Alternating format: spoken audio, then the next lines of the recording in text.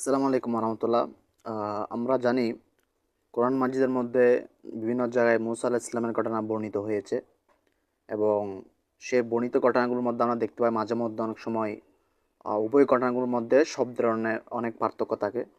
আজকে আমরা এমন একটা বিষয় আলোচনা করব, সেটি হলো মুসা ইসলাম যখন তার হাতে লাঠিটি, আমরা জানি তার মুজা ছিল, তার হাতে লাঠিটি ফেলে দিলে সেটা সাপ হয়ে যেত।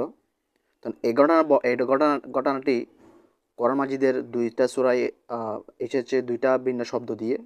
সেটি হলো ফাআলকা আসাহু ফাইজা হিয়া সুবান মুবিন। তারপর তিনি তার হাত থেকে লাঠিটি ফেলে দিল, অমনি সে একটি স্পষ্ট সাপ হয়ে গেল। আবার অন্য সূরা তাহার মধ্যে এসেছে ফাআলকাহা ফাইজা হিয়া হাইয়াতুন তাসা।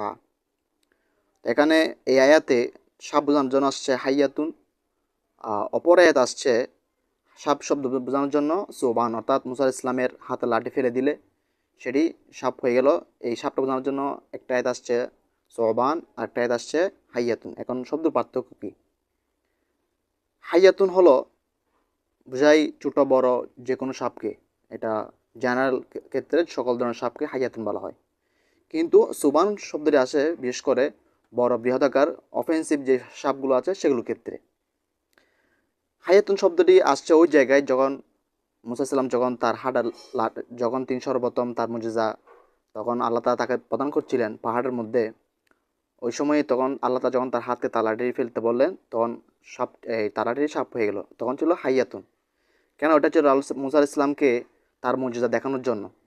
এটা তো ওই সময় এই সাপ দ্বারা তো এখানে কাউকে আক্রমণ করার উদ্দেশ্য না, সেজন্য এটা ছিল একটা সাধারণ সাপ। কিন্তু যখন তিনি পুনরায় যখন ফেরানোর সামনে যখন তার লাঠির যখন নিক্ষেপ করলেন তখন কিন্তু শব্দ আসছে কি সোবান, অর্থাৎ তখন সেটা বৃহদাকার অফেন্সিভ সাপ হয়েছিল।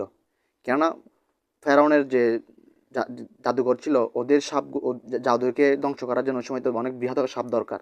তো ওই সময়ে ফেরাউনের সামনে তার ফেরাউনের জাদুঘরকে শেষ করার জন্য ওই সময়ে যে সাপটি হয়েছে সেটা ছিল সোবান।